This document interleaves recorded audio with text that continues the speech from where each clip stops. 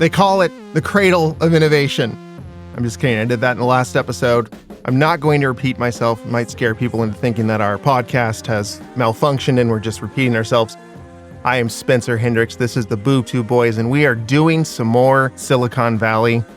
Vanley, let's start with you this time. I think I'm going to need a follow-up on your startup idea. Oh, you want another idea? I want a separate one, just in case Trough doesn't work out. Okay, well, look at it this way.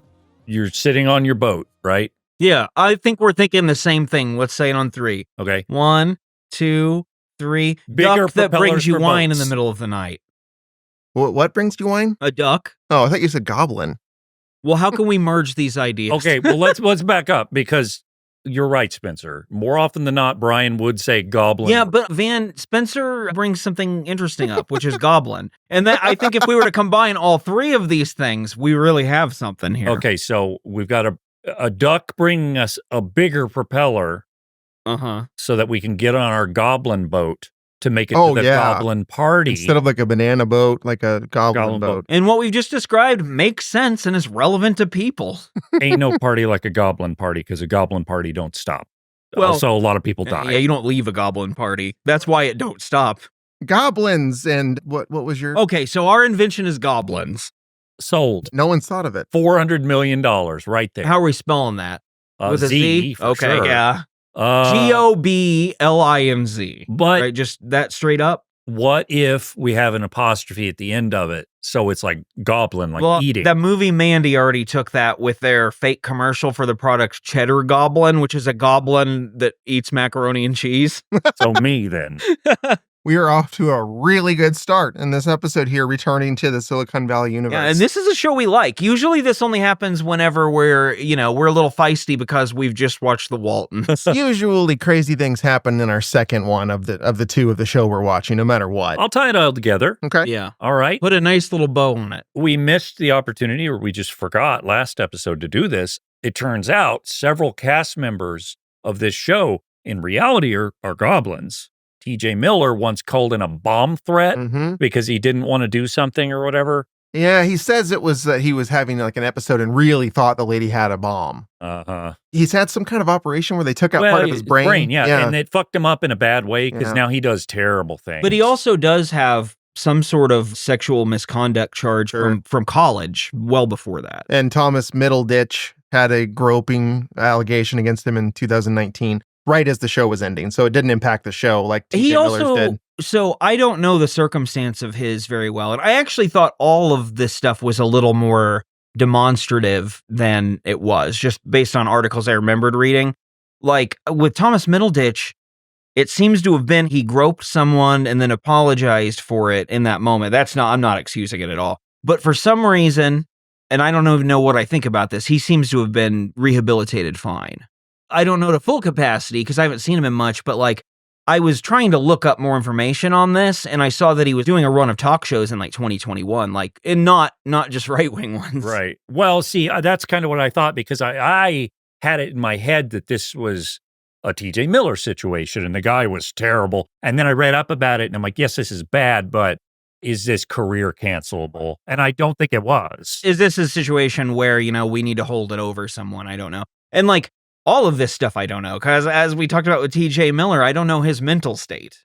Yeah, I think with him, it's a case of he's just done. But because of whatever has happened to him, he just needs to be put away somewhere and taken care of. But the rest of the bad goblins. Because, there's that country full of the bad goblins, which will not be named. Goblania. It's Croatia, Brian. What's that fake country from Magnum, like West Sonongba? Goblin. Yeah, I think Goblin pretty well covers it. So last time I went over the season 1 primer. We've had a whole season since then. So I'm going to do that again. We're going to briefly touch on what's happened between season 1, episode 8, which was our last week's episode, and the one we're doing this week, which is season 2, episode 10. So imagine 10 additional episodes. They just flew by. Some stuff happened. 9 episodes flew by, and now we're doing the 10th one. So you would think that would be a lot. Honestly, season 2 is mostly about a legal proceeding between Gavin Belson,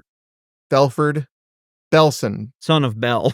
Honestly, I'm not even worried about the editing there because I don't care what his name is. His name is Gavin. He's evil. He runs Hooli, and he sues Richard and Pied Piper in this season right away.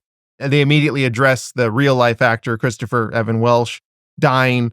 And they write that into the show. Like the Peter Gregory character is also dead. This season really is a lot of sitting around like boardroom tables and conference. In that way, very much like the Star Wars prequels. Only here, it's the second one after. So it's like a sequel to season 1 would be what you would call the second season. So does someone need to be visiting Camino in this one? Correct. You got to have clones. You got to have Watto. All that stuff. Now, let me ask this question. Is this about Watto or is this about Silicon Valley? One of those I could answer. Watto's a goblin. Silicon Valley. He is the Star Wars goblin.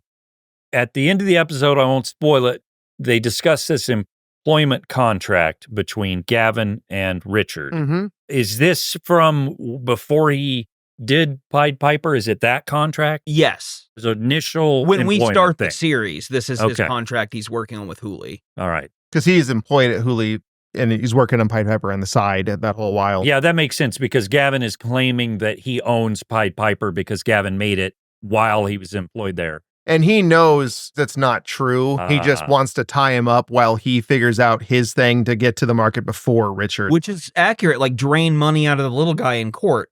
Because they can. They have the resources for it. So that's largely what is going on in the season is that although Pied Piper had that big success at TechCrunch and are now going to be in demand, they immediately have that hanging over them, the lawsuit, which all the offers of funding that they get when the season starts quickly get withdrawn. And those are from guys like Kieti Mundi, Kit Fisto. They don't want to take a chance on a company that may be not able to sustain themselves with such a powerful company going after them, even though I think most people kind of sense the lawsuit isn't going to work. Like Hooli doesn't have any grounds to actually claim that Pied Piper is theirs, but they have enough resources to where other companies are like, I don't think we can do our funding for you after all. But then by this episode, everyone seems to believe that they do have a foundation for it. So what changed in that regard? There are a few solutions that happen along the way. Initially, everyone pulls back their offer, and even Peter Gregory's firm, Raviga, is now controlled by a different person who's just as quirky, a lady named Lori. So she takes over, and she initially wants to keep Pied Piper because they're hot, they're the new thing. And then, like everyone else, she hears about the lawsuit and is like, ooh, let's wait till they figure that out. Unfortunately, Pied Piper needs someone to fund them so they can afford their legal bills to actually get the lawsuit to go away. So they're kind of in that pickle. But my question is you just said that everyone believes this is a frivolous lawsuit, tie up time. But by this episode, the guys of Pied Piper are saying, we're going to lose. We've lost. Yeah. So when does it go from frivolous to real? The season, the episode right before what we are seeing here. Okay. It's just a reveal in court. Yeah, I know. I'll start to touch on that when we get toward the end of it. Because, yeah, really, they shouldn't have given Hooli any grounds to take it. They have a slip up thanks to Ehrlich in court. He blows it for them all. Surprise. Yeah. So Peter Gregory's died, replaced by Lori, which we talked about a little bit. Richard finds out that Hooli is suing Pied Piper, copyright infringement, falsely claiming Richard developed it on Hooli time. So as a result, Raviga and all the other VC firms retract their offers. Richard turns down Hooli's buyout because he's still saying, no, I'm going to fix this on our own. I'm not giving you the company. He does accept funding from a controversial douchebag billionaire in this season, kind of an angel investor sort, named Russ Hanneman. Okay, we see him at just the briefly end of the episode. when he's getting rid of them again. But he's Marky from Arrested Development. That guy. He's really good at this kind of character. I could see him working in that way. Yeah. So what it is his character constantly talks in this season about how he is the guy who put radio on the internet, and he got lucky when he was 22. He sold his company for $1 billion, 1.2 billion or something. And now he's worth 1.4 or something over the 20 years. And Richard crunches the numbers and figures out that's less of a return than like a CD in the bank with that much money. So he's not done anything to increase his net worth, but he is a billionaire because of that deal. He definitely fit that character role. Just in the brief bit I saw him, I went, I know who this guy is, and he's doing what they would do. He's the reason that they are able to get bailed out at all to pay for the legal bills and even have this battle with Hooli. He just shows up, offers Richard the money. But, he's got some problems of his own in terms of leadership because he is horrible and annoying and a douchebag. Meanwhile, Belson is doing his plan that we talked about with Big Head, where he's promoting him in a fake wing of business that Hooli's added so that he can try to run with the story that it was actually Big Head who created, or at least co-created, Pied Piper along with Richard, which we know isn't true, but that's his legal team's advice. And here's how we can maybe get you to win this case, even though you don't have any real evidence to that. Belson eventually agrees to drop the lawsuit in favor of a binding arbitration process, which is what we are in the middle of when we start this episode. So essentially, they have started the arbitration process when this episode starts, and it's been revealed that there was one time that Richard worked on Pied Piper at Hooli, and they didn't have to admit this into the court, but Ehrlich gets upset in the stand and says that Big Head's app was so shitty that it crashed Richard's computer for 3 days, when our lawyer who we're going to meet, Matt McCoy, of course, who we said was Lloyd Braun in Seinfeld. Who's had a bit of a troubled past and future. Yeah, He's I got that much. Interesting guy. He is cross-examining Ehrlich because they presented Big Head as this humble guy who won't even take credit for his role in Pied Piper. Gavin's team has. So Pied Piper's legal representative says, look, I can show you this the other way. I can show you that Big Head is so incompetent that a guy as stupid as Ehrlich believed in his app. And that's the route he takes. He calls him on the stand. He gets him real upset, and Ehrlich, that's when he admits, like, yes, okay, it was stupid. I liked it, but it was dumb. It crashed Richard's computer. He couldn't use it for 3 days.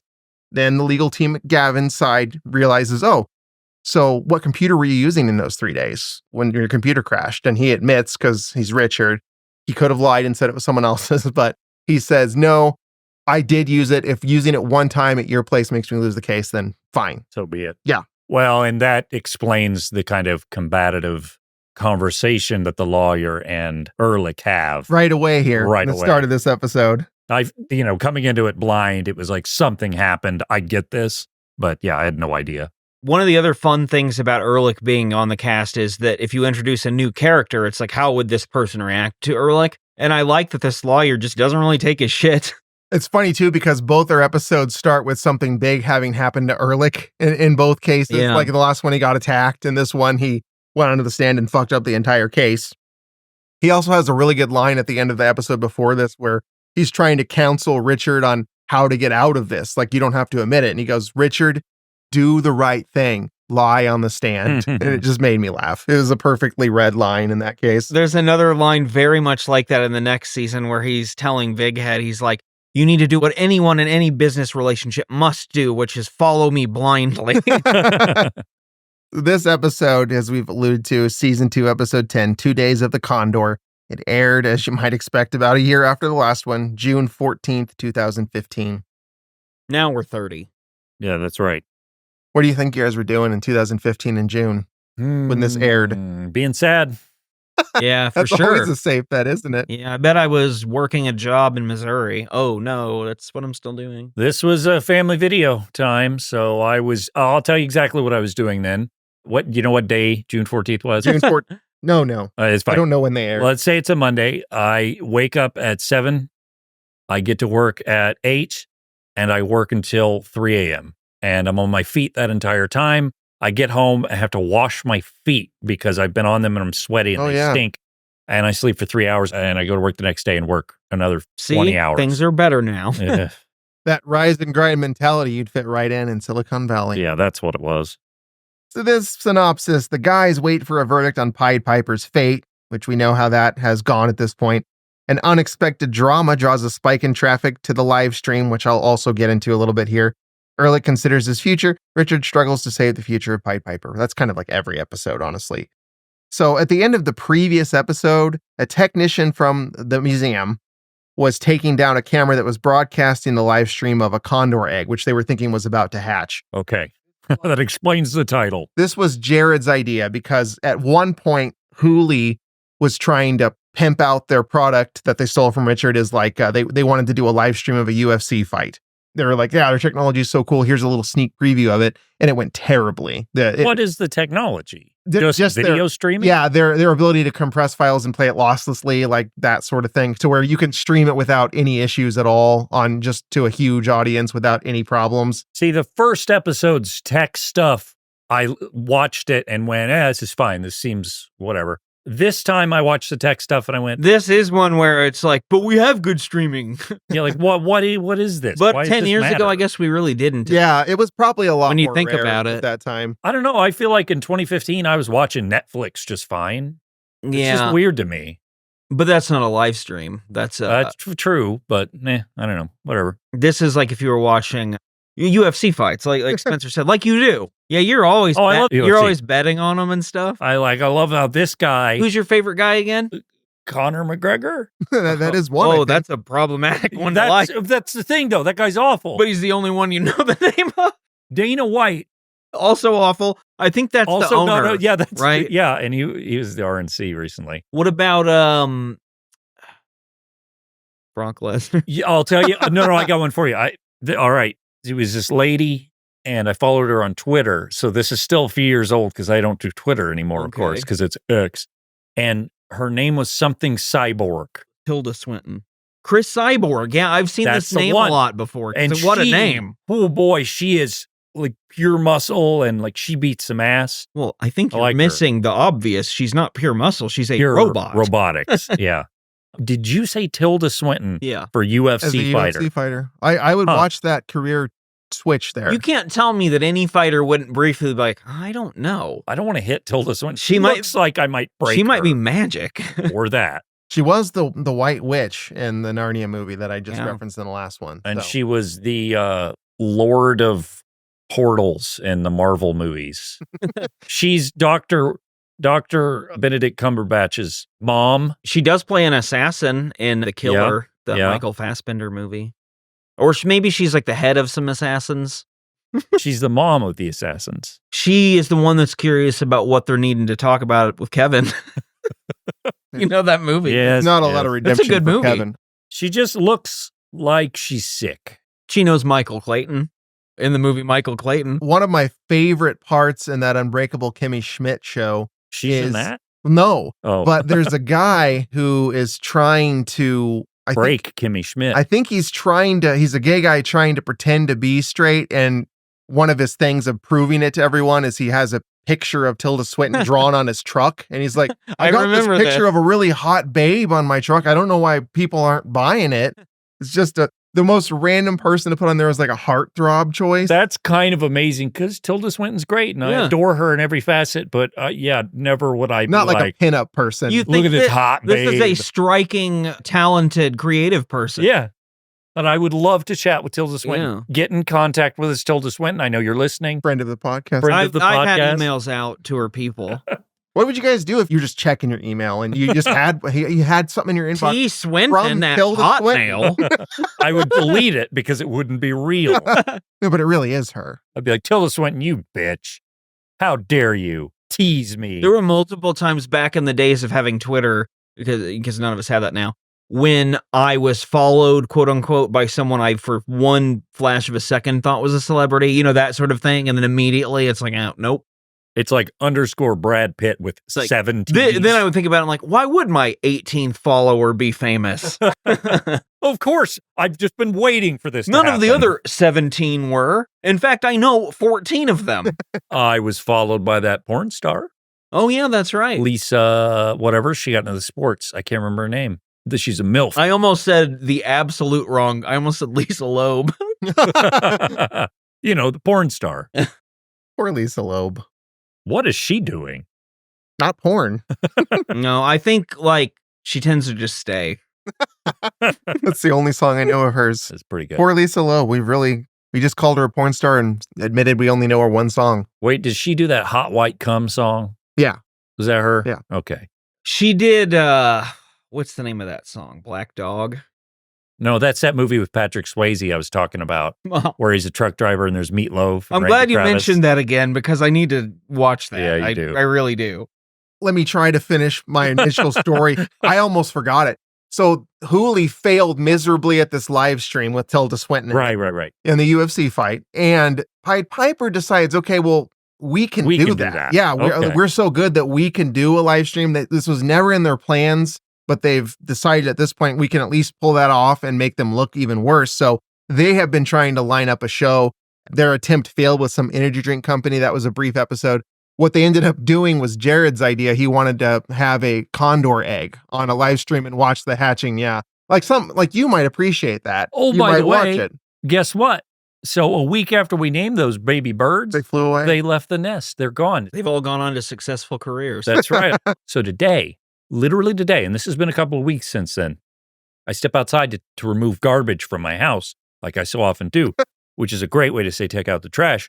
And I look up in the sky, and what do I see? 2 swallows circling and yelling at me, and they keep flying by my head. I think it was Mom and Dad. I think it was Gior and Smith. Probably so. They're like, we set that shit up and you just got rid of it and Yeah. all our mites. That's a lot of work. Those were our friends. I imagine that would be really annoying. Like they put in all that time and you just go out there and you just take it away from them. I feel bad if they're listening to this. If they want to come over and I'll feed them bugs that I find, great, I will do that. Yeah. It's good that we are now known officially as being swallow friendly. We're pro bird here. Pro swallow. Look, we don't spit. That's the technician, and the museum has decided that the egg isn't going to hatch. Something went wrong with it. They need to end the feed, and they send a technician up there at the end of the last episode, and he just kind of calmly narrates what he's doing when he's in the little So house you might with the say birds. that he's leatherheading. He is a little bit, except he's talking to them through the feed. But yeah, True. he is. So he's like, I'm just going to take this camera down now, and it won't come because the bolts are rusted. So he pulls and pulls. He ends up pulling the camera out along with himself, and he falls down all that way and into a ravine where he is now trapped with the camera still running and the feed still going. It's a real 127 hours Yes. deal. Was So- it that guy with his arm under the Yeah. boulder and he chewed it off or James something? Franco, Hacked it right? off, yeah. James Yeah. Franco hacked his own arm He off? was- He probably should have, because there's some more sexual Yeah, stuff coming out and then of he there, got- that's at least half of his appendages that can grope gone. That would definitely help. which is a pro for society. Just sew his mouth shut, and then he can't groom either. So the technician here is stuck in the ravine. The live stream is now, it had no success, but now that this has happened, it's taking off. I get it. There's this Zach Galifianakis guy. He looks just like him. He looks to the camera pleadingly and asks for help. Having witnessed this whole thing at the Pied Piper office, Dinesh, Guilfoyle, and Jared, watching kind of a mixture of shock and awe. Definitely more awe in like Dinesh and Guilfoyle's case because they don't really care about that kind of stuff. They find it more entertaining. They are a real Statler and Waldorf pair in a lot of ways. Dinesh is particularly struck at not by the plight of the technician, but by the fact that they have 7,000 people on the stream now all of a sudden. And yet the video quality, unaffected. It's perfect still. Flawless, man. No pixels. No goblins. Well, there's a goblin or two. Meanwhile, the lead attorney at Hooli has been going through Ehrlich's house with an engineer at the Hooli company just to ensure that everything is ready for transfer after they announce the probably favorable verdict for Hooli at the binding arbitration process. The Pied Piper's legal representative, Pete Monahan, he's also present during all this, and he and Ehrlich have that brief standoff that Van alluded to where Ehrlich is clearly not happy and feels like he's owed an apology, and Pete is like, why should I apologize to you? You're the one who went up there and fucked it up. Yeah, you should apologize to me. You've ruined everything. Ehrlich's line that you humiliated me in front of at least 9 people. Yeah, or that was something. well that's read. That's a perfect thing.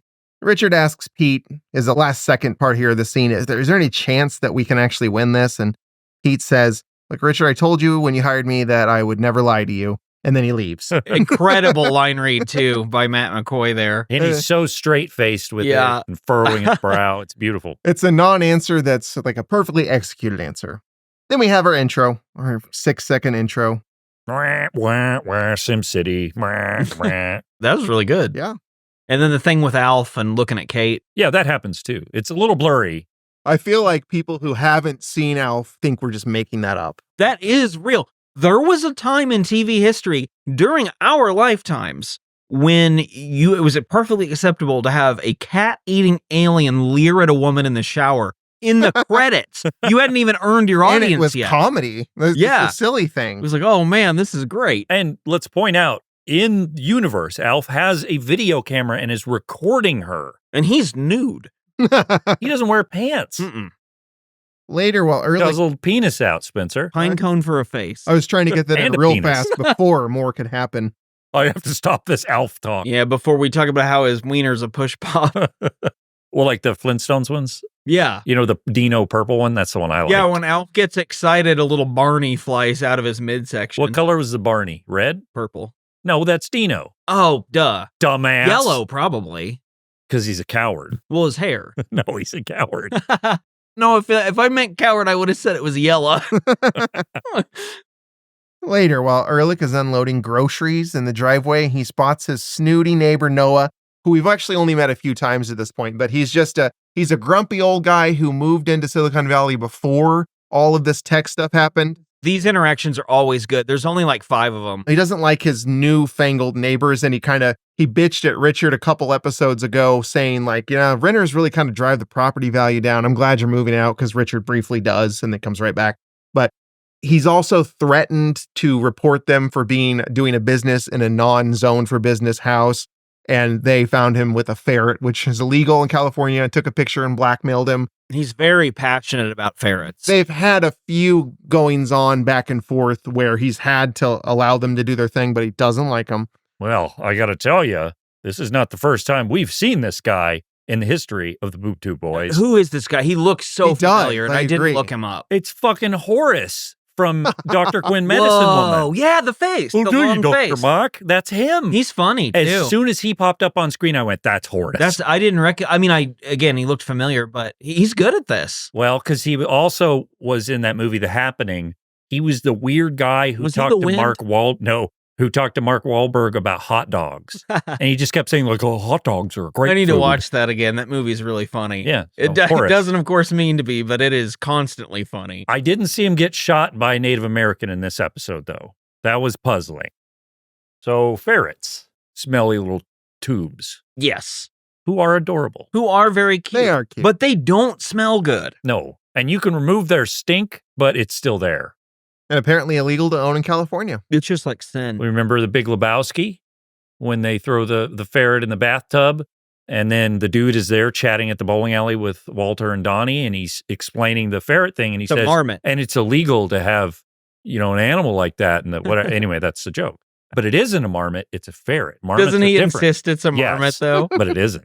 And then Sam Elliott's there. And he just give me some of that sarsaparilla. I'm going to tell you guys, I watched that movie not long ago at all, like a few months ago, and it's still really great. It's a great movie. That I hadn't seen it in a while. Did not do well when it came at out. all. It was their also. It was after Fargo. What a bold thing to do after Fargo. Yeah, oh yeah. Ferrets. Horace Bing. And yeah, he's got a ferret. And in fact, that's part of the reason why this scene is happening here, because Noah is getting out of here. When Ehrlich greets him, kind of snottily because of their history, "Hi, neighbor." Noah looks at him and says, "Not for much longer. I'm getting out of here." And he's got a professional-looking woman next to him, who turns out to be Louise, a realtor. And it turns out he's going to make a killing. The value of his home has gone up significantly since he moved in, and he's selling and getting out of this place. He says he's going to go somewhere that's a lot more ferret-friendly, which is Arizona. Anywhere, really. Ehrlich says, "Yeah, Arizona, you'll be dead in a year." Clearly has some animosity to Noah. Ehrlich has another neighbor moment with some kids. Spencer, have you seen this? Oh, yeah. It's a quote that from the time I first saw it has stuck in my brain, which is, "You brought piss to a shit fight," Yep. which is one of the great all-time TV one-liners. And that ties into the Adderall story, because they can't get the kid they hire to do the cloud project. They can't get Adderall for him because Jared's got it and he's stranded. So they try to buy it off those kids in the street. They have like their own little drug operation. Ehrlich feuding with people, again, I really enjoy that. You can just put any kind of character with him. The realtor approaches Ehrlich next and says, "Hey, I think I can do something with your house. See, you have a corner lot." I'm a baller realtor. Louise, don't mess with Louise. So she's trying to talk Ehrlich into it. And he says, "Nah, I don't want to do that." And then she tells him, "Well, I could probably get you quite a bit." And he's like, "How much?" Immediately. And this is another one of the great personality. Well, not in real life, it wouldn't be. No, but Ehrlich will turn on a dime if you present something he just wants. This next part is so perfect because it's a cut, but he's still got the groceries on his shoulder. So this is literally like 2 minutes later after the conversation. He comes into the house, again, groceries still on him, and announces he's decided to sell the house. Instant. And then when Richard's like, what are you talking? Why would you do that? And he's like, "Well, it's not a hasty decision, Richard. I agonized over it," which of course is not true. This is all happening right now. Ehrlich makes the case. The time has kind of passed here. His incubator, that he calls it, hasn't really yielded that many promising results, and it's kind of time to pull the plug and move on in his life. And watching it the first time, not having a clue that he would let people stay in the house or whatever, I didn't have any idea what the incubator was. Right, and why that would be Be significant. an incubator. I didn't know. Like with dinosaur eggs? I was thinking chickens, but yes, dinosaur eggs. Okay. Well, kind of the same thing. It's worth mentioning. Birds is dinosaur, Mhm. Brian. Birds are dinosaur.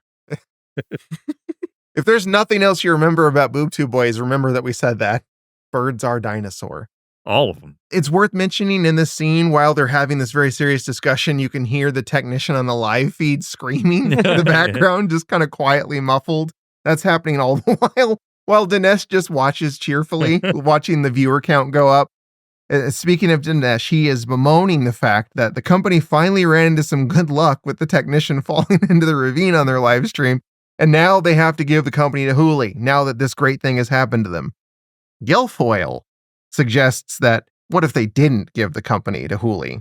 And then says, hey, that's all digital. It's all remote. Let's just delete it and then not let him have it. It's just not even going to help him, but it's a spiteful thing that Guilfoyle would approve of. So he throws that idea out there. But Richard's like, no, we built this. It's like a little rah-rah speech. Don't you guys like building stuff? That's why we're in Silicon Valley. Let's not delete it. This is the shred that I think if you're a creative person, you can latch on to. Yeah. Is the like, well, it's still worth it to have made the thing. It'll still be out there. It's still, the journey still happens. Yeah, and I like that that's the element that turns Guilfoyle around too, because again, he's a cold-hearted person, but then this is the one thing that he's like, okay.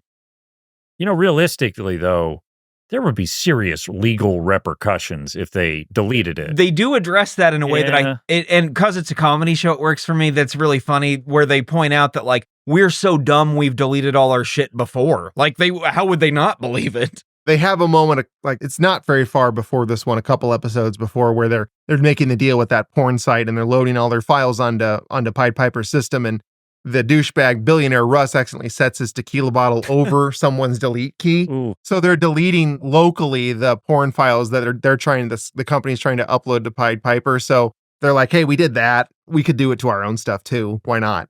As they're debating this, Jared gets an alert on his phone. It says, you're needed at Subway.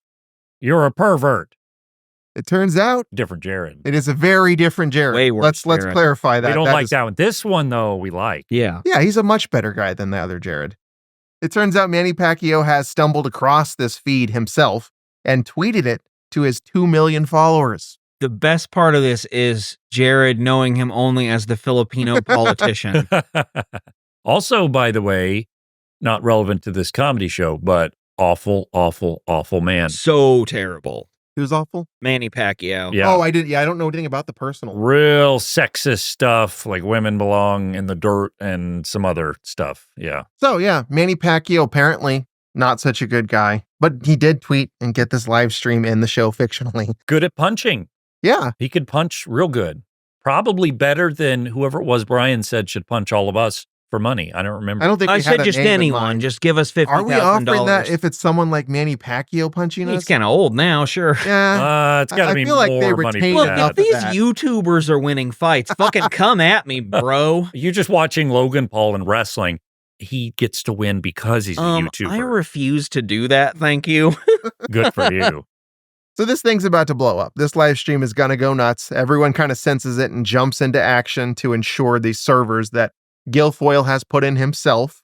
They're not like a rented server. They're actually homemade server setup. And he knows that they're going to need to be worked on for the extra traffic to accommodate that. The team assembles in the garage where all the servers are located to discuss how much more they can reasonably handle. At the moment, they're at 50,000 viewers. Pete calls and lets Richard know, hey, the arbitration judge has called everyone back an hour early. So Richard's like, what does that mean? Is that good or bad? And Pete actually starts by saying it could be good or bad and then ends by saying it's very bad. the way he ends up winding is he ends up on the topic of, yeah, it's a bad news. At Raviga, Monica is watching the stream with the new boss, Lori, that we talked about, who replaced Peter Gregory. Lori is impressed by how incredible the feed looks, especially considering how it's being run off the servers in the Pied Piper garage. Monica shows Lori how a meme has popped up in the Philippines about the live stream with the technician. don't think that's what a meme is. They've got a Philippines No. guitar guy playing music along with the guys screaming for help or whatever. It's just a parody video. I do think now, and I actually don't know if this would be at the time, I think meme means like any online garbage now, kind of. That's true. It could in some way. I don't even know if it did then, though. Right. I definitely don't think it was then. I think memes then were static images with one line of text. With the white font, one white font. And it was, Bad Luck Brian or that. Tell me about it.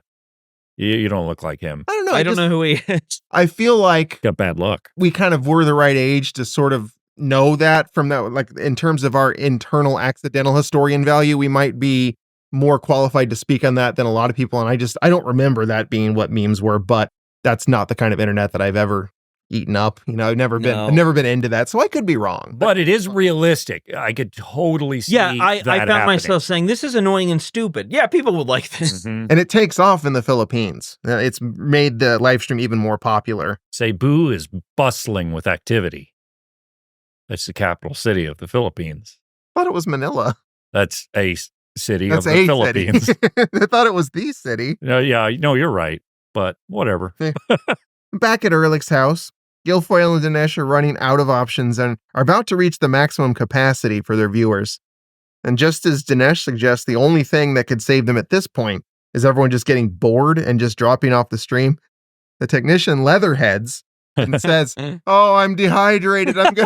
I'm gonna have to drink my own urine." Like, just announces this out loud. That's what makes it funny too, because no one would do that. No. The technician the actor does it just great with this role where he's stranded and possibly going to die, but is being funny too at the same time. There's also a nice detail where Guilfoyle reveals that he's named his setup after Anton LaVey, as any Satanist might. I forgot to mention earlier, there's a conversation we mentioned before where Jared, apropos of nothing, ends by saying he's always wanted to be part of a suicide pact. And everyone just kind of looks at it. So Guilfoyle actually at this point is barking hurried orders at Jared as well, who is also having to assist with this. This is all hands on deck. It has to be said, Jared is clearly very happy to be included in this and be a part of the team and help him out however he can. So he's not a techie guy, right? No. Yeah, he's just like a business expert. So he can't really do much of the actual work they do, but he can help them kind of keep the business parts in mind. And usually that makes him feel left out because he doesn't know their language or any of that stuff. So he is really happy to be just a part of this and feel like he's one of them in this instance. Ehrlich is watching this whole thing disapprovingly, and he's got himself talked into how he wants to sell and that he doesn't want to be here anymore. He doesn't really believe that, but he is currently talked himself into it. And he says, "Good riddance. I can't wait to sell this place and be out of situations like this."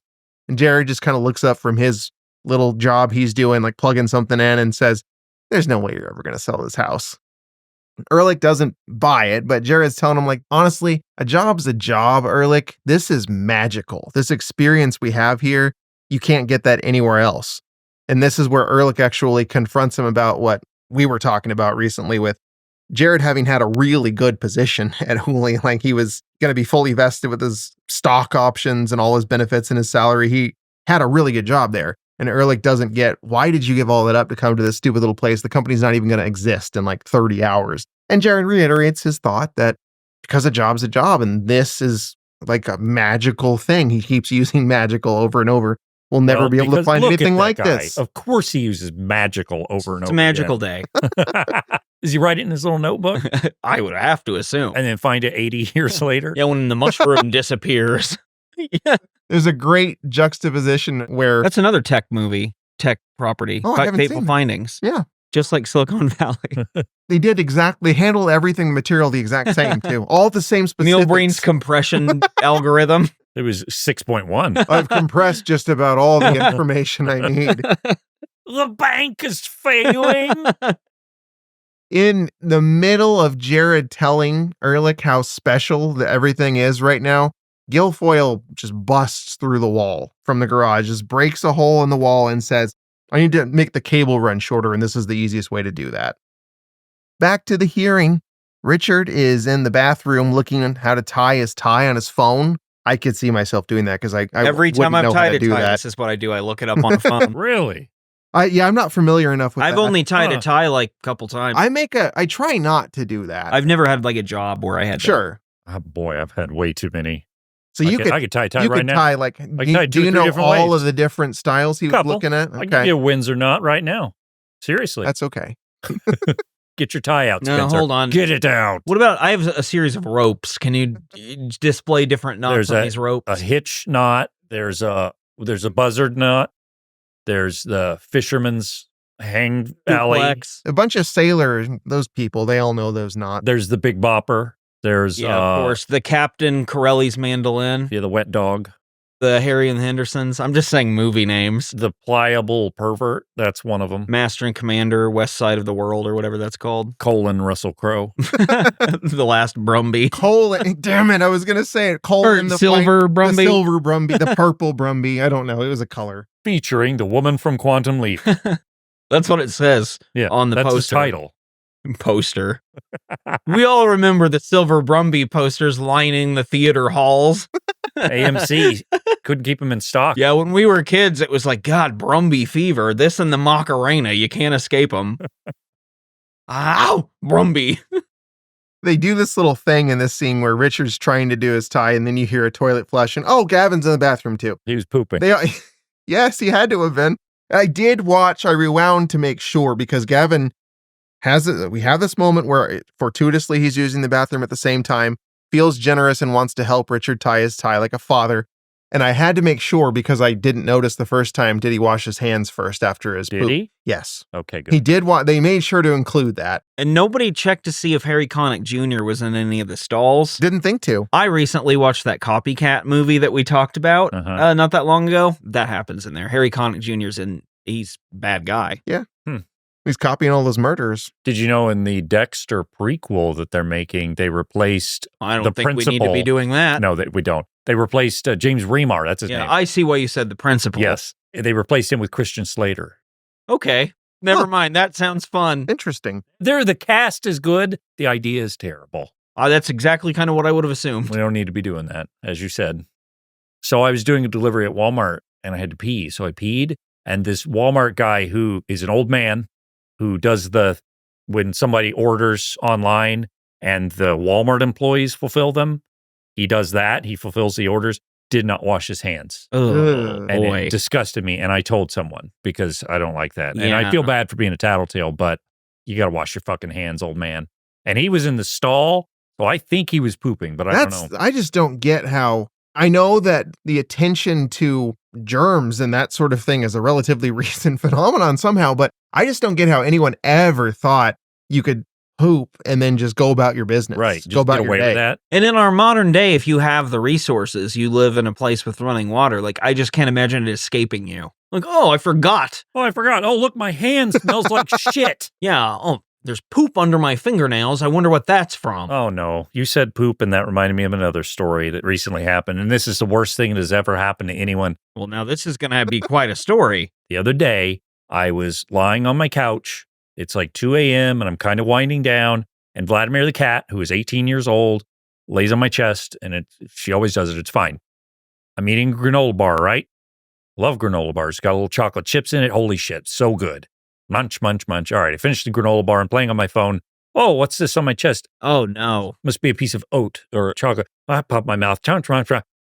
Oh, my God. This is the worst thing I've ever tasted. It was a piece of poop that had stuck to her foot or whatever. Oh, God. And I fucking chewed on it. I'm actually trying not to gag right now. No, I'm feeling a deep discomfort. I went and vomited. That's the first thing I did. Well, So yeah. the chocolate bar came up.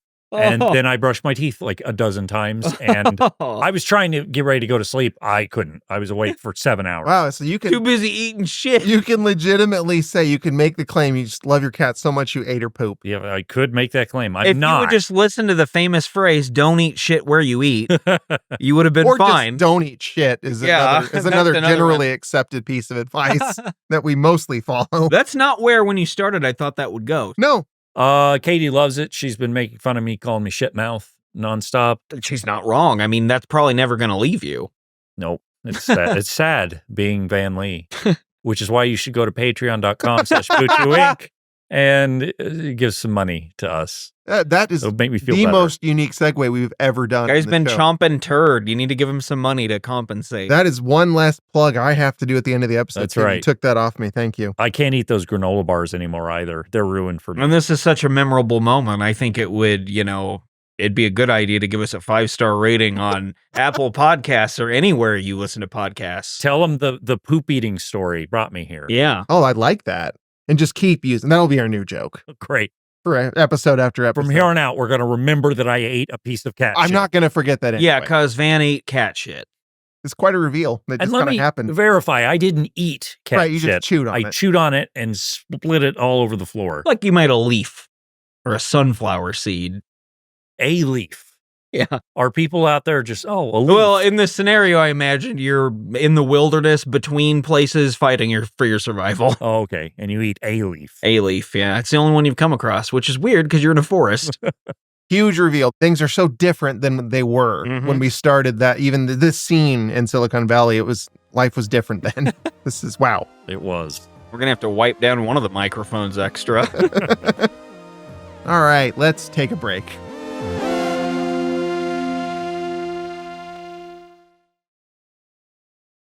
So Gavin, with his non-shitty hands, has just tied Richard's tie. And as he's doing this act of kindness, he's helping him get his tie done. He tells him, hey, just so you know, before you blackmailed me, because Richard actually stumbles across a phone with a prototype of Nucleus on it and finds out how bad it is and threatens Gavin secretly, like not saying it directly. Hey, if you want your phone back, you need to stop suing me. We'll go to arbitration and we'll just settle it there. So that's what got him to arbitration. Right. Okay. This is when Gavin says, hey, I bet you didn't know this, but I was going to give you $250 million before you blackmailed me to go to arbitration because Nucleus is doing so terribly that I would give anything to just get your technology, and I was willing to pay you that much money for it. But now I'm going to get it for free. What do you know? As he's tying his tie in the bathroom. And he does kind of reveal that Nucleus, I guess, the source code or whatever is falling apart and only Pied Piper's source code can solve the problem. So This is I need this He so did bad. need it, and now it just fell into his lap. And he's really trying to rub that in like, you made the thing that makes this work and you don't get anything. It is a really horribly evil thing, actually, while he's tying his tie. It was kind of like, as bad as Gavin is, most of the time he's still funny, and this was just horrible, just super mean. I actually felt bad for Richard, and I don't really normally care about Richard. In our other plot for the episode, Guilfoyle is now jamming the breakers at the house so it doesn't trip if the circuits get overloaded. Where Ehrlich asks, isn't that a huge fucking fire hazard? Guilfoyle says, yeah. Meanwhile, Dinesh calls out they're up to 250,000 viewers. He asks Ehrlich, at this point, Ehrlich, we need everybody. Can you start doing some coding? Ehrlich says, no, my coding days are behind me. I get carpal tunnel syndrome. I can't do it. He has to answer the door for Louise the realtor anyway, so he leaves to do that. He actually can't show the house right now when Louise asks because there's just too much going on. Louise says, I've got a buyer and they don't need to see the house. They're only interested in the lot value. You have to realize your house is a teardown. Of all the things Louise has said to him so far, this seems to be the thing that hit one of his pride points. Pushes him over the edge. Ehrlich thinks like, well, I don't really want my house torn down. And so he starts to come around to Jared's persuasion earlier where he mentioned you don't really want to sell this. That's now where Ehrlich is going to land, just kind of in the heat of the moment. And it's very much really what he was disappointed in was the talking down to him saying, your house is worthless.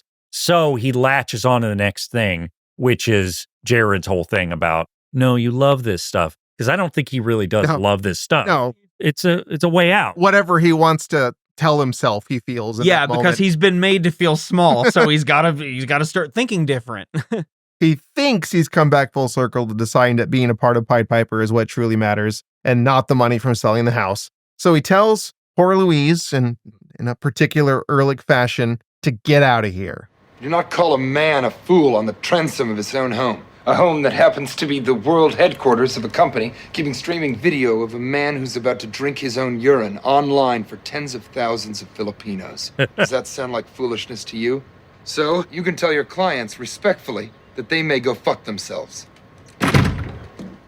Kept the door slam in there just for the emphasis because that's a perfect capper to Louise sitting there open-mouthed. And maybe the only time I've seen the word transom used on television. I have never heard that word, ever. And he reads it with that stupid flair. Yeah. Like he's so happy to be saying that.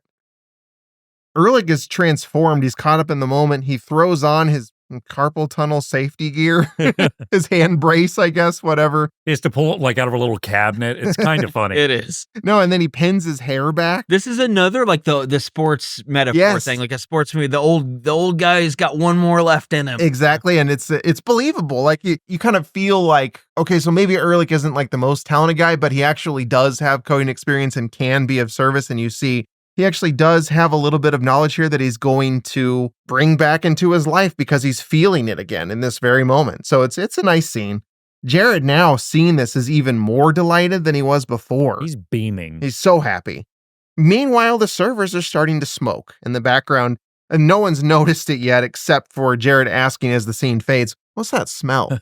Well, they're all smiling at each other because Heartwarming moment with Ehrlich. Ehrlich's back in it. Like, this is great. It's all wonderful. Meanwhile, it's on fire behind them. They do actually several episodes where they do the something happening in the background and it actually works. It can be dumb and you can use it too much, but I actually kind of like it how they mostly use it in the show. At the arbitration hearing, the judge is in the process of announcing his verdict.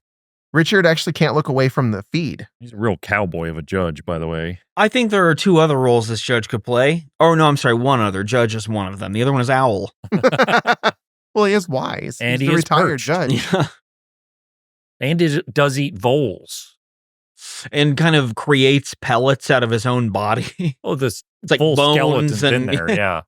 Do you ever have to do that in science class? No, but I Dissect did an have to owl pellet? dissect a rat from Brazil that was like Ooh. the size of a table. I don't Oh, like yeah, that. those rats It get real was big in awful. Brazil. I'll do the pellets. I don't want to. I never did the animal dissection. I didn't want to do that. It was the last of those classes I even had to take. Ugh.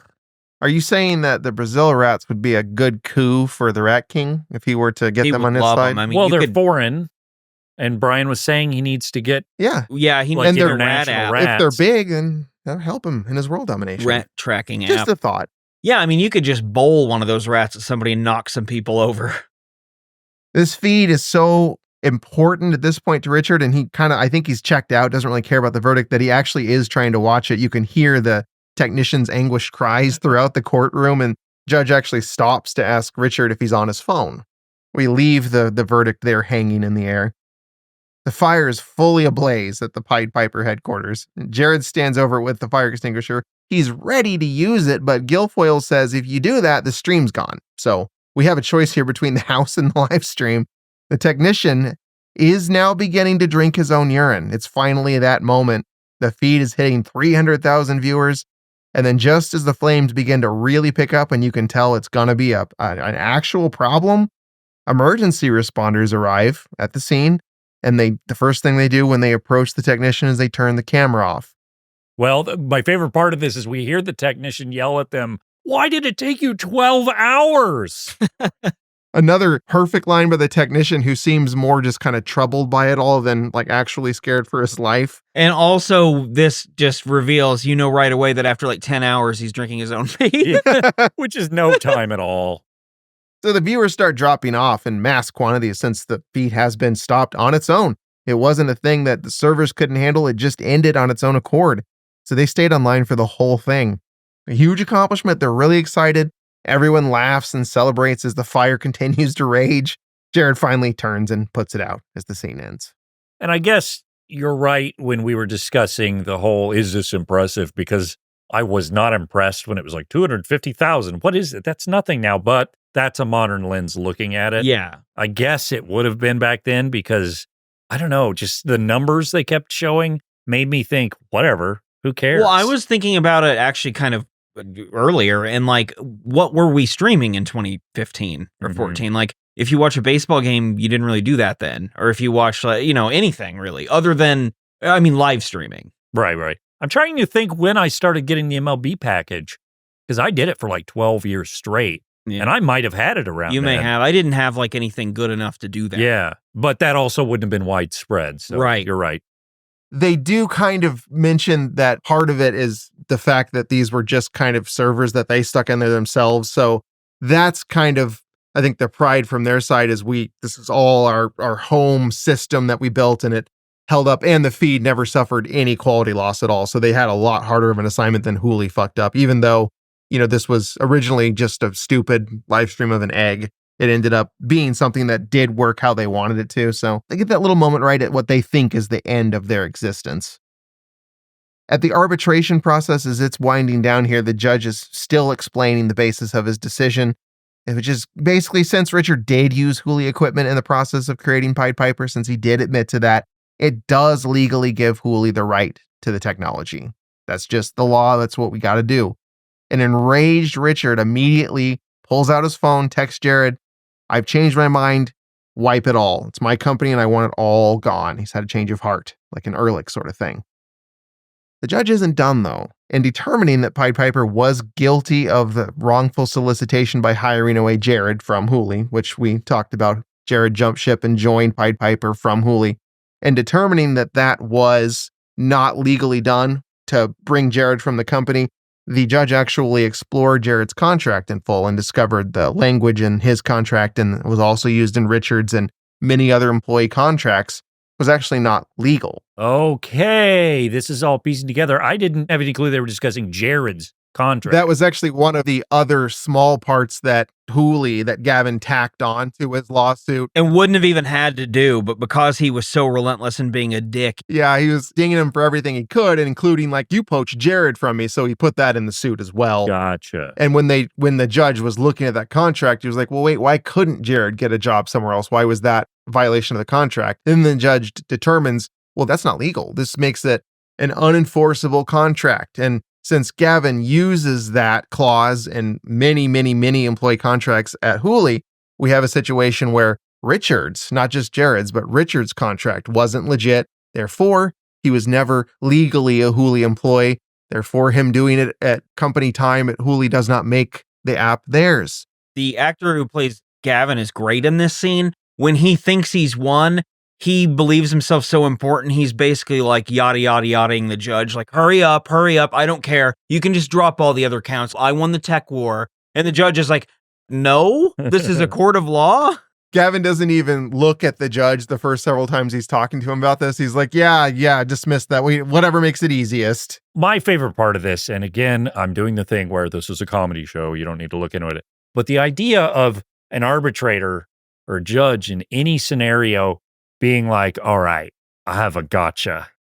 And I'm going to pretend that this guy wins for a while. And then when they least expect it, I'm going to be like, boom, employment contracts aren't valid. That's so funny to me because it's a very Matlock technique. Yes. In reality, everyone would have known weeks ago. I think we need more judges like this in real life. We sure do. Dramatic judges. And that look like this guy too, because he can really pull off that drama looking like an owl. Instead, you just have Trump appoint every single judge and then preside over his own trials. Yeah, and that way we get just all the worst people running every decision.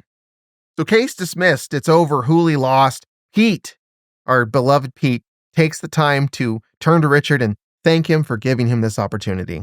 Not long ago, emergency workers pulled me out of the flaming wreckage of my Mercury Grand Marquis. All right. Today, you pulled me out of the flaming wreckage of my life, and those flames burned far hotter. For that, I thank you. Now, I had to put that in there because I had a Mercury Grand Marquis for like 10 years. So I was especially drawn to that line. But it's also just a greatly read line by Matt McCoy. His line readings where he's reading these like almost play-like dialogue lines, like burn far hotter. He's so good at that. And what's funny is he has another about 15, 20 seconds that I'm sure you guys remember right after that where he just keeps going in Talks that about thing. Boofing a bunch of alcohol. It doesn't end there. It's a very dramatic little speech, and Richard is fully freaked out. But he actually is realizing when Pete finally stops talking that he had no idea they were going to win. In fact, he was just telling the guys, and he realizes, I told them to delete everything, and I haven't told them not to. This is a fun thing I forgot that this episode did, which is resolve its main plot with 10 minutes to go, and then turn into a cartoon for a little bit. It's funny. It's cool, yeah. I was so confused, even though I'd already seen the episode once when I was taking the notes on it. I was at this part, and I was like, oh, okay, I'm about done. And then I paused it, and it's 10 minutes left. So it's like 17 minutes into the episode of 28 minutes. So yeah, there's 10 more minutes left and they've already done what they needed to do here.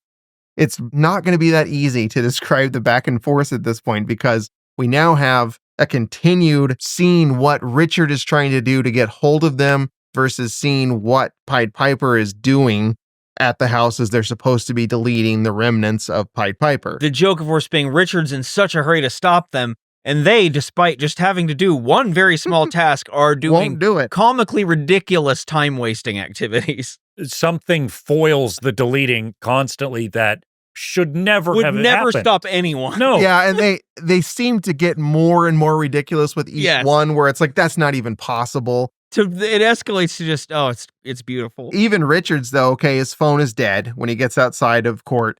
Maybe it would die right as you need to make that call. But then he's trying to go to his car where he has the charger and he can make the call, drops his keys, kicks him into the sewer. That's absurd. It's a little far. You understand, I'm sitting right here. That's shit that would happen to me. And Brian, you remember you were in some restaurant with Chad fucking Coleman, Yeah. and he dropped his keys, tried to catch it with his foot or whatever, and punted it across the room. Like high with a big arc, too. It was impressive. Where did they end up? Like across, it was like in a restaurant, wasn't it? Yeah, just It's way like in across. someone's soup. That would have been even better. Excuse me, waiter, there are keys to a Honda Civic in my soup. That's also that old expression, keys to the Honda Civic in the ointment. Guilfoyle is about to start the deletion process at Ehrlich's house while Richard is kicking the keys into the sewer. Ehrlich actually quotes Dune at this part, which is kind of funny because they were still years away from reviving that in Hollywood at this point, and now it's especially relevant to us watching it. But that super fits the character, though. Oh, yeah. That's a nerd thing. Ehrlich stops Guilfoyle from actually going through with the deletion because he says, we can't delete Pied Piper without doing one last toast before we go through with it. Richard's next plan is bursting into a place called, I wrote this down, Phil's Coffee, and demanding to use the phone there, the landline. It'd be ironic if they didn't fill your cup. Oh, yeah, I like that. Fill and fill are two different things. Every cup is filled if it's Phil filling it. That's Phil's with a Z, by the way. Just see, it's like, Oh, wow. like Phil, the name Phil, and then Z. at the So end it's of it. extreme. Yeah, it's I probably guess. Phil Plantier. Yeah, I bet it is. That's what he did after baseball. Unfortunately, Richard, this is what happened to any of us. This is very relating. When he gets the landline, which he accosts the employee to get the landline, realizes it's not like he can use it anyway because he doesn't know anyone's number that he'd be trying to reach. So he has to quickly give up on that plan, and he runs outside, makes a beeline towards a stranger and says, hey, I need to borrow your phone and send off an email. And the guy is understandably, he's freaked out. He runs away. So Richard still doesn't have access to a phone. And we cut back to the house where the rest of the team is enjoying that toast together, which is just a beer in Pied Piper's honor. Dinesh suggests, is this a wheat beer? After they've already been drinking it. You can't have a wheat beer without a lemon. And they stop the deletion process to go get a lemon. All of them go outside to get a lemon They off a suggest, tree. you want to use the amazing. lemon tree? Maybe it was a neighbor from earlier. Somebody mentions like so-and-so has a lemon tree. Let's go over we there. can fuck him over one more time is the idea. Okay, Yeah, but it I was think the it is neighbor? that guy, Okay. the ferret man. Richard, now on a public bus, has borrowed the driver's phone and is trying to send out that email he wanted to earlier to the company. It goes straight to spam, so that also doesn't work. Meanwhile, the rest of the team is back inside with their lemon that they found. Dinesh notices it's bruised, though. This one's got a little bit of a bruise. He says it like such a little dick. It's great. So they go right back out to look for another lemon. This is my favorite one. Richard reaches his stop, runs the rest of the way as the others sit around with their lemon. I might have skipped over that. Well, my favorite one is Guilfoyle's reaching up to grab a lemon, and Dinesh says, no, not that one. Get the nice juicy one up higher. And what is happening? It's taking like just forever. They even go on more there with I think the bottom ones were eaten by the ferret or something. Nibbled on it. Yeah. It's just Okay, that makes sense. on now. and on and on. I started skipping some moments because they just couldn't stop. The counterpoint of Richard doing everything too slowly when he's running full speed and a woman pushing a stroller is way faster than him. So Richard finally does arrive and pound on the door. Jared tries to convince them all, now that Richard has gone through all this to get there, that they should delete it before they let him in. Well, that's like a legal thing. Like if they do that beforehand, he has plausible deniability. Out of breath, Richard asks if they've already gone through the process. Guilfoyle says, oops, indicating yes, they just did it. And then they discover, well, the system crashed and actually everything's still intact, which results in Guilfoyle and Dinesh having a prolonged argument about which one of them is the reason why it didn't delete properly, which one of their duties that they fucked up in the process. And they argue quite a while about this until they seem to come to the consensus that they should restart and actually delete it so they can settle the argument. Just to settle their personal argument that does not matter. They've completely lost the whole, they're actually not supposed to delete the company anymore. We get some Hooli work chatter out in the streets. Gavin's in serious trouble. The employees are talking about him. Not only did he lose the case, it's possible that as much as half of his employees have those invalid contracts that Richard and Jared have. The board may ask him to resign. You know what? Besides, there's this new kid on the block. He's a real whiz. His name is Nelson Baghetti. He's been promoted 3 times in a year, guys. I bet he's the future of Hooli.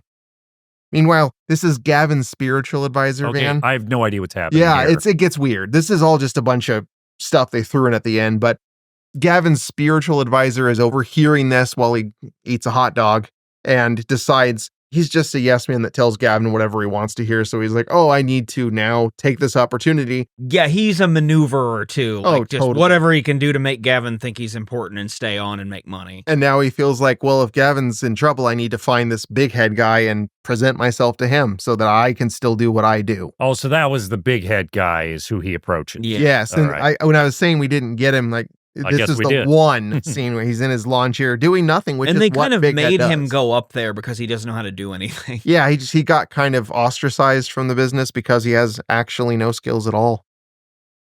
Back at Raviga, Russ, the douchebag billionaire investor that we have not seen just yet in this episode, has stopped in to talk to Monica. It turns out that in this process of settling the arbitration, Raviga is interested in refunding Pied Piper and has already reached out to Russ.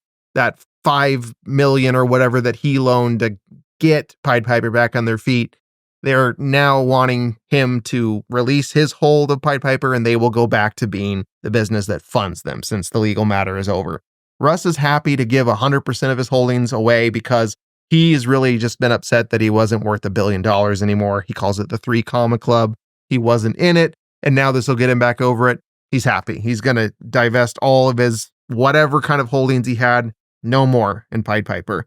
He does take the opportunity to hit on Monica and ask if she wants to ride in his car, and Monica's not interested at But all. the doors go up.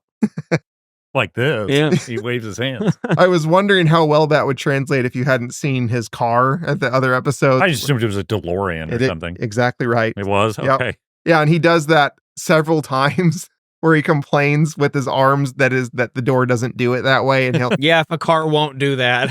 it's like probably my favorite thing about It's Russ. like a quality he thinks is the most valuable in a car. Is it that the doors do this? It is a really good Russ thing. So Monica heads straight to Lori's office to confirm this because she's not accustomed to Lori even being willing to deal with Russ at all and is kind of surprised this happened. Lori does confirm it. And Monica says, hey, I'm glad you did that because honestly, now that the legal matter's over, Pied Piper is going to take off. I've always loved their technology. They're huge. They're going places. Lori agrees. She says, yeah, the technology is amazing. I love what they're doing. I just don't think that I approve of the decisions they make. I think their leadership is lacking and we have the seats to make a change. They have in this deal, they've acquired enough board seats to where they actually outnumber Pied Piper's people. And their plan at this point is to continue Pied Piper with the technology, but without Richard. And with Stephen Tobolowsky. Is that Oh, so? he's the That's where replacement? his Yeah, role. that's Okay. Action Jack. Now we don't quite get into this yet because we just have one more scene before the season ends, and I haven't seen past this point. The Pied Piper team is busy celebrating at the house. They play that game, Always Blue or whatever it is. I don't know playing that. what's happening. Kumail Nanjiani's bouncing a ball. I saying don't know blue, what that blue, is blue, either. blue. It's absurd. It's some kind of toy. I think this is what basketball is. Oh, you know what? That makes sense. I love watching LeBron James go, blue, blue, Yeah, blue. that's what that Blue 42 phrase is from. This must be what football is too. Yeah, it's all the I same like thing. that when Richard answers the phone, he's like, it's getting pretty crazy in here. To him, it totally is too, is the funny thing. He's not even joking. So the celebration, though, which we have agreed just now is really quite a celebration. It's going to be cut short because Monica has to call and deliver this news. Richard turns away from the camera to take the call. You don't hear any of his discussion. You just kind of get the banter from the party where Dinesh and Guilfoyle and Ehrlich are talking about dumb stuff in the foreground while Richard's getting the horrible news in the background. By the time he turns around, everything gets quiet and Richard has to break the big news. Richard lets them know he's been fired. He's out of the company. No more Richard at the head of Pied Piper. The company he started. The season ends with Ehrlich asking, how does that affect me? It's a pretty great little capper, like have the serious moment, and then Ehrlich, of course, only really thinking about the one thing. Himself. Yeah. His favorite topic. We did it, guys. We did it. And I am really glad that I was able to get this hosting monkey off my back so I can now just watch the show and not worry about having to take the notes. You don't have to think about that anymore. Not at all. It was very different watching it I immediately got sucked in from the first episode. I mentioned when we did our preview for it that I had tried an episode and it didn't stick. That was the IT crowd I was thinking of. That wasn't Silicon Valley. Have you seen that one? I saw a season of that, actually. I haven't seen any of it. I know it's held in decent regard, but I think that's more gag related. It is. It is, and it is a very, it's a certain kind of like British humor that it just didn't. Where if a word sounds a little funny, that's the entirety of a joke. Yeah, like I'd like to revisit it. I watched it in my early mid 20s a little bit, and I didn't really land with me either. It just didn't work. So I was thinking that that's what this show was, but as soon as I watched the first episode of this one, I was hooked because not so much because of the comedy, but just because I thought the plotting was easily consumable. It's not like it's top level drama by any means, but it has enough of a hook to where you can just, and they're 30 minutes, so you can just blow through a bunch, and there's enough drama going on to where I felt invested, and it's funny enough.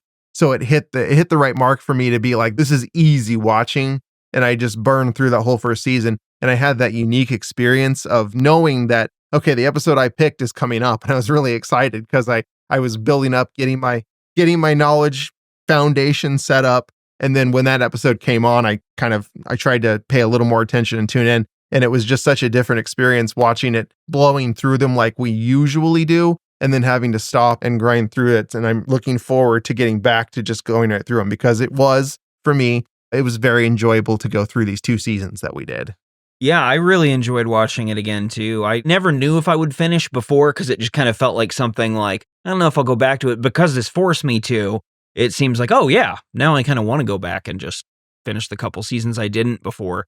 The big takeaway for me with this is I can kind of watch this cast do about anything because they're just all so good. They're cemented in their roles. I will say it is possible that perhaps the end of it is not good. It sounds like you're saying initially it has some great parts. Yeah, and I mean, I didn't find it lacking in quality when I stopped. It's just my light. I didn't watch TV for a whole year, essentially. Yeah, I do think it is possible. Like we talked about with HBO shows, any show, you never know how it ends, and it may be rushed. It may not hold up. Especially one like this, where so many unforced changes, or changes that they couldn't have anticipated had to happen. T.J. Miller is out, in season 5 or something, right? After they have to write him 4. out. Okay, so I knew there was.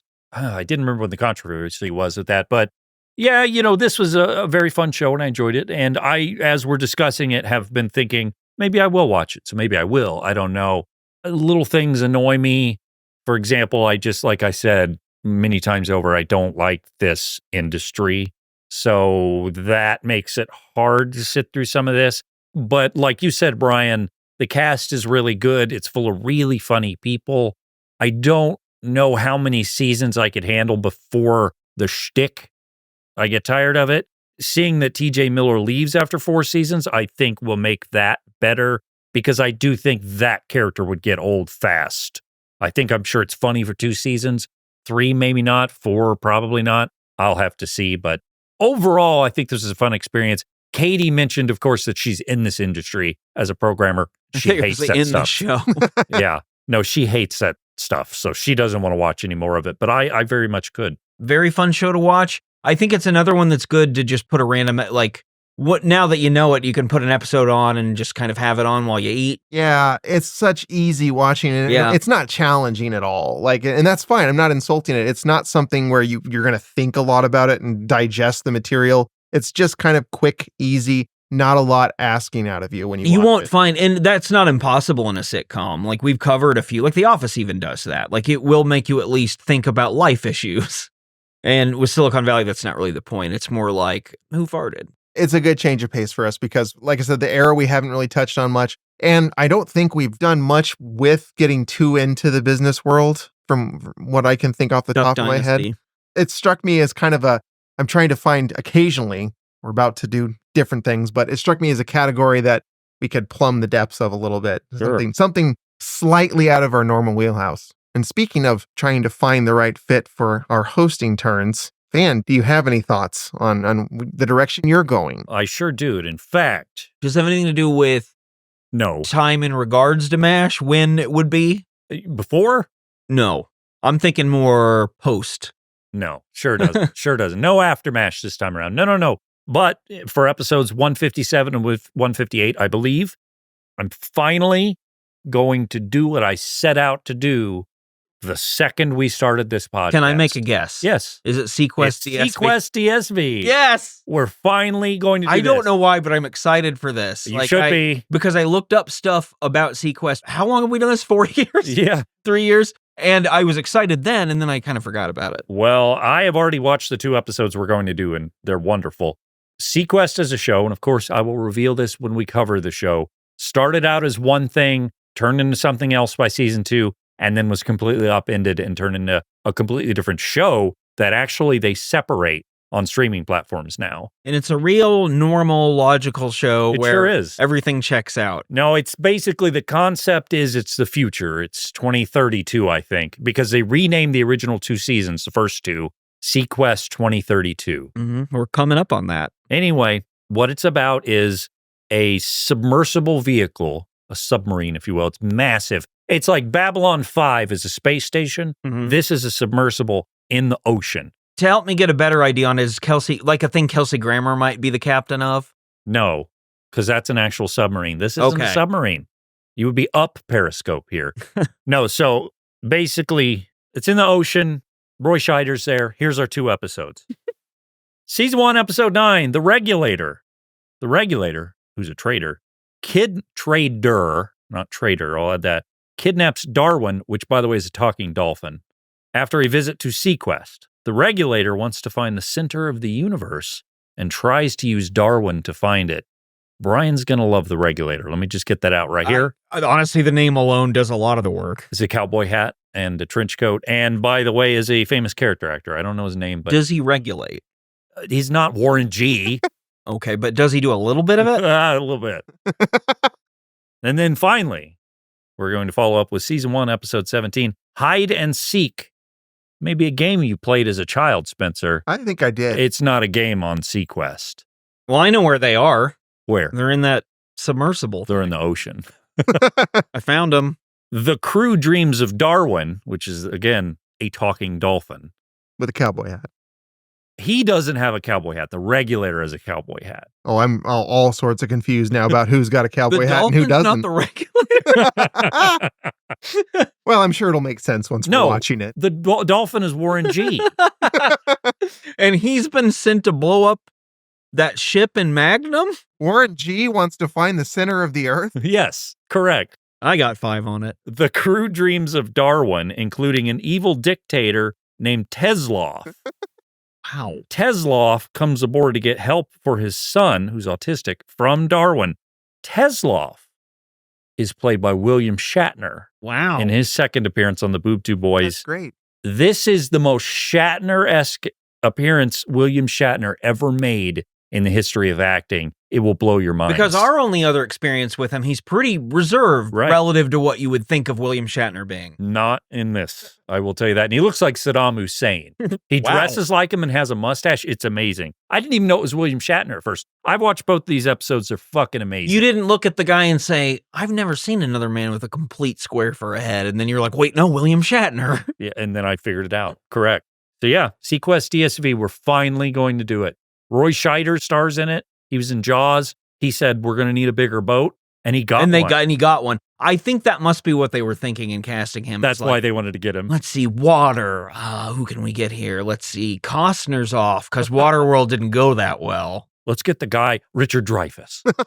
Wait, no, he's busy writing that opus right now. And being fucking weird. Yeah. Well, this is good. This is like tying up a loose end in Boob Tube Boys history, sort of. Do you remember when you did this? You were like, I mentioned, and that was 400 yeah, episodes I couldn't ago. make it nearly as long as you did. I don't know how you... Yeah, mine Yours was the first one. One of mine. Another of mine on my second show on my list, though, was Mary Tyler Moore, and that did take a long time on my written list. Yeah, I just needed the immediate gratification for my shows. Columbo and Saved by the Bell, obviously. The two best television shows ever made. Equal, the both of them. 1A, 1B. Similar concepts, too. Columbo was also on Saved by the Bell. He was at the max. Yeah, just one more thing there, Jesse. Why you being so hard on this Brett guy just for being short? Look at me, I'm little. Yeah, Jesse, do you want to go on a date with me? Do you want to be the next Miss Columbo and solve mysteries on your own? Before we go, we did most of the plugging. There's a few we didn't do. Like, we didn't sneak in a YouTube reference. I don't know, it just didn't come up. So, Oh, Mr. Beast loves us. friend of the podcast, Mr. Beast, I'm sorry.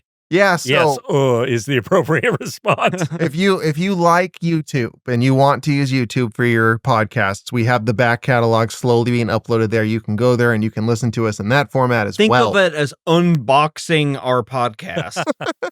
There's also this woman on this science show I watch who looks like Bib Fortuna, and that is not a... Pretty fucking cool. One of my goals as I age is to look more like Salacious Crumb. You know, you are looking a little more like him. You also go and bite C-3PO. You know, Salacious Crumb to Jabba is kind of like Jeff to Louie in Taxi. Sure. He's the hype man. Yeah. You called him. Just kind of standing there laughing. Though I will criticize you, it's not just Salacious Crumb, it's Salacious B. Crumb. I know him a little more than that. You know what the B stands for? Brian. I actually call him Sal. Sal? Sal Crumb. Hey, it's Sal Crumb here. That's Watto. Come into my pizzeria. Just talking like Sorry, Watto. Watto came out. I know. It No. It's like how I always talk like Terrence Stamp. I have to say, we are on fire right now, so it's unfortunate that we are at the end of our show. We're in our best form yet. We will bring this energy for the next show. In fact, I'm so excited about it that I'm actually going to stop now and do some research into whether or not dolphins really have hats. It's not the dolphin that wears a hat, though, right? No. We need to see The regulator. I need to research the regulator. I'm going to stop this right now and do that. We will see you next time on the Boob Tube Boys.